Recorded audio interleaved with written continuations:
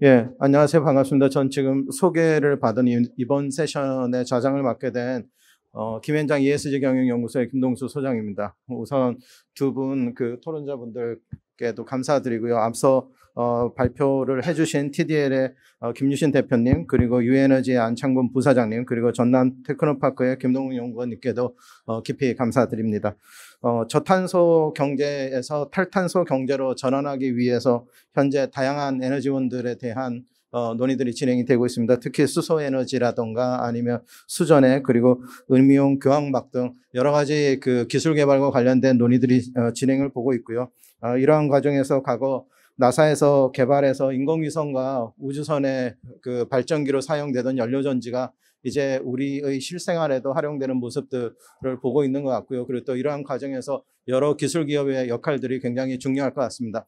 우선 몇 가지 토론 주제를 마련했는데 한 세 가지 토론 주제로 이렇게 진행을 하고자 합니다. 첫 번째는 발표를 해주신 TDL과 유에너지의 현재 기술 개발 사항에 대해서 어떻게 평가하시는지 두 토론자분들께 한번 질문을 드릴 거고요. 그리고 우리 연료전지의 양산 그리고 연료전지의 가격 경쟁력 확보를 위해서 넘어야 할 장애 요인들이 어떤 것들이 있는지, 그리고 마지막으로 우리가 어떤 정책 지원들을 통해서 이게 가능하게 할지에 대해서 두 분 토론자분들께 먼저 질문 드리도록 하겠습니다. 먼저 원정영 메트로컴넷 연구소장님께 질문을 드리려고 하는데요. 우선 고분자 수전의 장치에 대해서 이렇게 발표해 주신 유에너지, 그리고 차세대 기술로 평가받는, 사실 세라믹 기반의 고체 산화물 연료 전지에 대해서는 제가 2003년에 환경과학 박사과정에 있을 때 당시에 기술을 검토했던 적이 있어서 오늘 발표를 들으면서 굉장히 기쁜 마음이 컸습니다. 이런 차세대 기술로 평가받고 있는 세라믹 기반의 고체 산화물 연료 전지의 기술에 대해서 어떻게 평가하시는지 한 말씀 부탁드립니다. 네. 원정혁 연구소장님 대신에 제가 신원갑 수석인데요. 제가 일단 대답을 드리도록 하겠습니다. 어차피 지금 수전해로 관련해서 수소 산업을 우리가 활성화시키는데 많이 지금 하고 있고, 또 세라믹이라는 이런 분야까지 이렇게 들어오고 그러는데요. 지금 우리 수소 산업하고 소위 말하는 에너지 전환, 또 에너지 디자인, 저희가 그런 넓게 지금 영역을 보고 있고요. 이런 부분들이 아직은 우리나라에 예를 들어서 한 2, 3년 좀 뒤진 그런 상태지만, 아마 지금부터라도 열심히 하게 되면 그런 영역은 충분히 우리가 캐치업할 수 있는 계기가 되지 않을까 저는 보고 있고요. 이번 이런 컨퍼런스를 통해 가지고 이런 계속 진행하다 보면 충분히 우리가 세계 수준을 같이 갈 수 있는 계기가 될 거라고 일단 보고 있습니다. 이상입니다. 예, 감사합니다. 다시 한번 신원갑 수석께 감사드리고요. 그리고 그다음은 문승범 원장님께서도 한번 현재 두 가지 진행 사항에 대해서 두 기술 기업들에 대한 현재 기술 평가에 대해서 말씀 부탁드립니다. 안창근 유에너지 부사장님의 기술 에볼루션에 대해서 잘 들었습니다. 역시 신재생 에너지 제조업 리딩 컴퍼니로서 ESS라든가 다음에 R&D라든가 BR&D, 특히 BR&D 부분이 어떤 부분인지는 기술적인 부분은 잘 모르겠습니다만은 이런 부분들이 결국은 사업화로 이루어질 수 있도록 계속 시도하다 보면은 이제 사업화가 R&D와 사업화가 연계가 되겠죠. 다음에 사업 영역을 보게 되면은 B2C와 B2B, B2G 프로젝트가 있더라고요. 있는데 이런 부분도 앞으로 우주창정 태양광 발전소라든가 PF 부분들, 자금 조달, 그다음에 제3자 단가 계획이라든가 입찰 부분과 연계돼서 지속적인 사업의 비전이 보여지고요. 특히 에너지 자립마을이라고 하는 부분을 유에너지에서 특화를 하고 있더라고요. 이런 부분들을 통해서 에너지 융합 복합지구를 통해서 지자체와 특히 매칭 펀드를 통해서 협력이 이루어지면 어떨까 이런 생각을 해봤습니다. 다음에 TDL의 경우에서도 이 사업이 다각화되는데 이제 집중화를 통해서 마케팅 타겟도 좀 집중을 하고요. 그다음에 SOFC 이런 부분들도 지속적으로 한전이라든가 협력업체 또 납품까지 연계돼서 용도를 좀 더 지속적으로 다양화해가지고서요 발전적으로 이루어지면 좋겠습니다.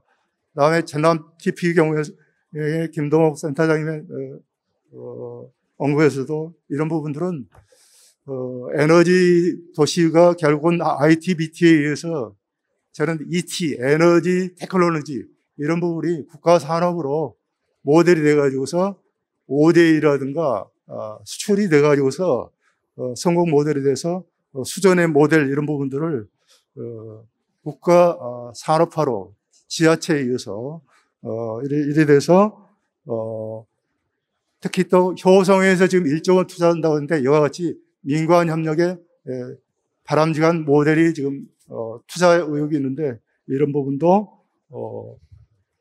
지속적으로 협력이 돼서 이루어져서 그야말로 에너지 뉴딜 일자리 창출이라든가 그린 수소 생산량을 증대한다든가 해서 지역이 발전이 되어지길 바라겠습니다. 이상입니다. 예, 두 분 토론자분들께 감사드립니다. 두 분 발표하시는 걸 이렇게 들으면서 이렇게 느꼈던 생각은 수전의 기술에 대해서 최근 여러 가지 장단점들이 지속적으로 확인되고 있는 것 같아요. 알카라인 기반의 기술도 그렇고요. 그리고 페트롬 기반의 기술이나 이 두 가지를 병합한 AM 기반의 애니온 익스체인지 멤브레인 방식의 기술과 같은 것들을 아마 유엔에너지가 지향하고 있다라고 생각을 하고요. 결국 이러한 기술들의 장단점을 극복할 수 있는 그런 AM 방식의 기술로 초점들이 맞춰져 가는 게 아닌가 생각됩니다. 다음은 우리 TDL에서 발표해 주신 그런 내용은 사실 지금까지 우리나라가 불과 몇 년 전까지만 하더라도 가격 경쟁력이 다소 떨어지고 생산성도 높지 않다라고 알려져 있는 니켈 기반의 연료전지 방식들을 많이 이렇게 추구해 왔던 게 사실입니다. 그런데 최근에 이제 전해질 지지형 그런 연료전지 개발 가능성에 대해서 계속 이렇게 기술적이 확인되고 있는 상황이라서 굉장히 긍정적으로 평가하고요. 역시 전해질 지지형의 경우에는 내구성이나 생산성뿐만 아니라 가격 경쟁력 측면에서도 굉장히 우수할 거라고 판단하는 그런 시장의 시각들이 전반적으로 많이 있는 것 같습니다. 그럼 이 두 가지 발제 기업들의 결국에 이제 도약을 위해서 필요한 극복해야 될 과제들에 대해서 이야기하지 않을 수 없을 것 같은데요.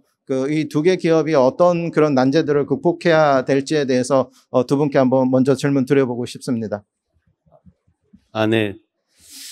일단은 지금 우리가 원소 기호로 친다면 CNOH, 그죠? 탄소, 질소, 산소, 수소.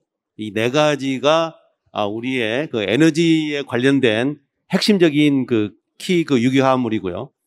그다음에 산업으로 본다면 전기, 화학, 그리고 철강, 자동차 네 개 산업 분야가 우리의 에너지에 관련된 에너지를 생성하고 에너지를 활용하는 중요한 그런 산업 분야로 보고 있습니다.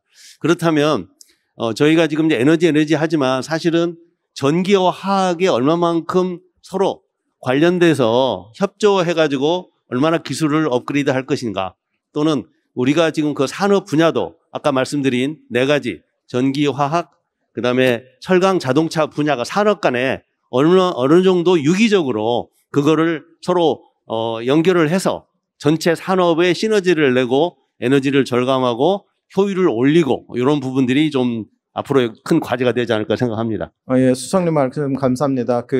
제가 사실 질문을 드릴 때는 공급 측면에서 기술 공급 측면에서 질문을 드렸는데 수석님께서는 사실 기술 공급 측면만을 바라볼 게 아니라 지금 연료전지와 같이 이렇게 이멀징한 그런 기술들의 경우에는 디맨드 사이드에 대한 그런 관심들이 사실은 더 중요하다라는 말씀을 해주신 것 같아요. 그래서 이런 우리가 어떤 기술의 발전을 논의하는 과정에서 특히 연료전지와 같이 에너지 신분야들의 경우에는 육성 관점에서 바라봐서 디맨드 사이드를 같이 살펴봐야 된다는 말씀 해주셨고요. 그리고 다시 한번 또 토론 질문 드리고 싶습니다. 예, 여러분도 잘 알다시피 이 대기업의 협력업체, 공기업에도 마찬가지로 협력업체 형식, 이 중소기업이라든가 중견기업이 아니면은 가정이나 오피스까지 이 에너지에 관련된 영역이 확장될 수 있겠습니다. 이런 부분들에 대해서는 이번에 그 효성의 케이스와 같이 상생할 수 있는 이러한 시스템을 만들어서 윈이 돼가지고서 이게 입찰이라든가 이런 부분에서 뭐 플러스 어떤 가점을 준다라든가 그래서 에너지 밸리라든가 클러스터 이런 부분이 있는데 하나의 전남은 역시 에너지 도시로 지금 정립이 돼 있다는 부분 주지의 사실이니까 이런 모델들을 실질적으로 풍력이라든가 온도 이런 부분들은 당연히 해상의 이런 부분들을 빅데이터를 통해서 예측해서 이거를 서플라이 체인 그러니까 공급업자 한전이면 한전 이러한 그 공급 사이드에서 와 중소기업과 공동 연구라든가 공동 어떤 마케팅 이런 부분들에 대해서 투자에 대비해서 또 하나는 이게 실제 실효성이 있는지 투자 대비해서 항상 아웃풋이 없을 때는 지적이 되고 있지 않습니까요? 이런 부분들에 대해서 R&D라든가 상생 협력에 대해서 얼마나 관련되는가 이런 부분도 피드백을 통해서 지속적으로 정책적으로 에너지 정책을 수립해 나갔을 때 중장기 계획이 5년 계획이다, 10년 계획이다, 2050년 탄소제로 얘기한 동안 이런 부분들에 대해서 실효성이 있지 않겠는가 이런 생각을 해봅니다. 시간이 제한돼 있어 이렇게 해서 요약을 해보면 아마 그 시장의 그 에코시스템 마켓플레이스를 형성하는데 훨씬 더 굉장히 집중하는 게 좋다라고 이렇게 말씀해 주신 걸로 이렇게 요약하도록 하겠습니다. 결국 유에너지도 그렇고 TDL도 그렇고 연료전지 또 수분의 기술의 확산을 위해서 넘어야 될 그 큰 그 장벽은 대용량 양산 체제의 구축인 것 같습니다. 대용량화와 양산 체제의 구축 그리고 이런 대용량화와 양산 체제의 구축을 위해서는 그 구축을 통해서 가격 경쟁력을 확보하는 게 중요할 것 같고요. 근데 이렇게 가격 경쟁력을 확보하는 데 있어서 핵심적인 게 저는 기술 공급적인 측면도 굉장히 중요하지만 수석님께서 말씀해 주신 것처럼 디맨드 사이드에서 수요를 촉진해 줄 수 있는 정책이 기반이 돼야 된다는 그런 말씀이 굉장히 의미 있었던 것 같고요. 또 다른 한편으로 또 원장님께서 말씀해 주신 것처럼 시장의 그 연료전지를 둘러싼 우리 에코시스템의 형성에 대해서 우리가 얼마만큼 노력해 왔는지에 대해서도 한번 다시 돌아볼 필요가 있을 것 같습니다. 그래서 연료전지 시장을 둘러싼 시장 에코시스템 형성에 대해서 보다 깊이 있는 논의가 진행이 돼서 이런 유에너지나 TDL과 같은 기업들의 약진이 있기를 기원을 합니다. 경청해 주셔서 감사합니다.